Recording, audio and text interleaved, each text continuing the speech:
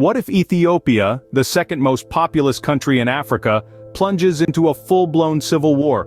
What would be the implications for the region and the world at large? To answer these questions, we need to understand the current political and ethnic tensions brewing in this East African nation. Central to our discussion is the Amhara region, where a rebellion led by a militia known as Fano has been escalating. This uprising is fueled by both political unease and ethnic tensions between the Amhara and Oromo communities, two of the largest ethnic groups in the country. The Fano militia's actions are not random acts of violence, rather, they are a reflection of deep-rooted discord between the Amhara and Oromo people. This discord has been aggravated by political maneuvering, leading to an atmosphere of mistrust and fear. The threat this poses to Ethiopia's stability is significant. If the situation continues to deteriorate, it could potentially trigger a deadly conflict, turning Ethiopia into a battleground. We delve deeper into the Amhara rebellion. Keep in mind that the stakes are high, not just for Ethiopia, but for the entire region. The ripple effects of a full-blown civil war in Ethiopia could be far-reaching, with potential implications for regional stability and global geopolitics. Underneath this tension lies a tangled web of ethnic and political dynamics, each contributing to the current state of unrest. Ethiopia, a nation composed of various ethnic groups, is currently witnessing the rise of the Amhara rebellion, a situation fueled by historical and present grievances. The Amhara, one of the country's largest ethnic communities, have often felt marginalized and underrepresented in the political arena. Their sense of alienation has been further exacerbated by the perceived dominance of the Oromo, the largest ethnic group in government and society. Adding fuel to the fire are the long-standing disputes between Amhara and Oromo communities. These have been driven by territorial claims and cultural differences, creating a tense atmosphere ripe for conflict. The Oromo, on the other hand, have their own grievances, with claims of systemic discrimination and marginalization, despite their numerical majority. At the heart of these dynamics is the central government, which has struggled to balance the interests and demands of these diverse communities. Its efforts, however, have often been met with criticism and resistance, with both groups accusing it of favoritism and exclusionary practices. Furthermore, the government's handling of the rebellion, particularly its response to the actions of the Amhara militia known as FU, has been a source of contention. Critics argue that the government's approach has been heavy-handed, exacerbating tensions rather than quelling them. These intricacies, coupled with the government's handling of the situation, have created a volatile environment ripe for conflict. Ethiopia's turmoil doesn't exist in a vacuum. External actors such as Sudan and Eritrea could potentially play significant roles. These nations have their strategic interests, and Ethiopia's instability might just provide the perfect opportunity to push their agendas. For instance, Sudan's ongoing conflict has raised concerns about a possible regional crisis. Both the Sudanese army and the paramilitary Rapid Support Forces have been working to improve ties with neighboring countries. The Sudanese army has focused on Ethiopia, while the RSF has been cozying up to Eritrea. On the other hand, Eritrea has long-standing relationships with powerful tribes in eastern Sudan.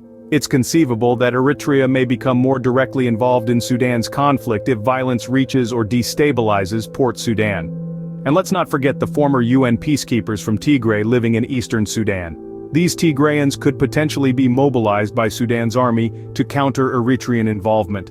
However, such actions could have far-reaching implications, not only for the involved countries, but also for the entire region. If Tigrayan forces are mobilized, it could trigger a wider war in the Horn of Africa, which is the last thing the region needs right now.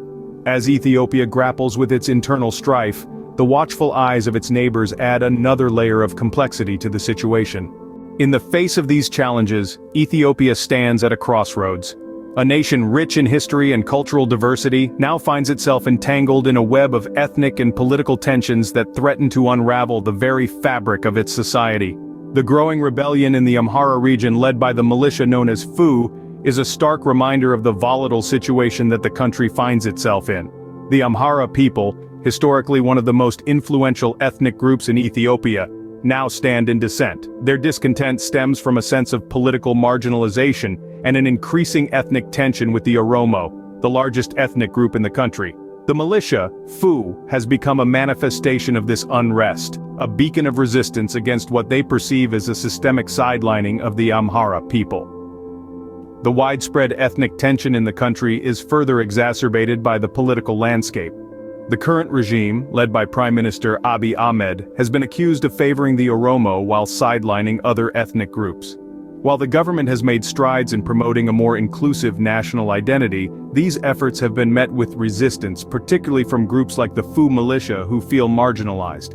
The conflict is not confined within Ethiopia's borders. The potential involvement of external actors such as Sudan and Eritrea adds another layer of complexity. Both nations have historical and political ties with Ethiopia, and their potential involvement could escalate the conflict beyond Ethiopia's borders. The ongoing conflict in Sudan, for instance, could draw in Ethiopia and Eritrea, potentially triggering a wider war in the Horn of Africa. The situation in Sudan's border region of El Fashaga, where the Amhara armed groups have rebelled against the central government, could potentially be exploited by these forces to pressure the Ethiopian government. On the other hand, Eritrea, with its long-standing relationships with powerful tribes in eastern Sudan, could become more directly involved if violence destabilizes the region. The situation is further complicated by the presence of Tigrayans, who were former UN peacekeepers living in eastern Sudan. Their potential mobilization by Sudan's army to counter Eritrean involvement could have far-reaching ramifications for Ethiopia's peace process, and could trigger a wider war in the Horn of Africa. In essence, Ethiopia is caught in a delicate balancing act. On one hand, it must address the grievances of its diverse ethnic communities and foster a sense of national unity. On the other hand, it must navigate the complex regional dynamics and potential external threats that could further destabilize the country. The path Ethiopia takes will have far-reaching implications, and the world watches with bated breath. The nation's ability to navigate this quagmire will not only determine its future, but could potentially shape the geopolitical landscape of the Horn of Africa. As the situation continues to unfold, one thing is certain: the decisions made today will echo in the annals of Ethiopia's history.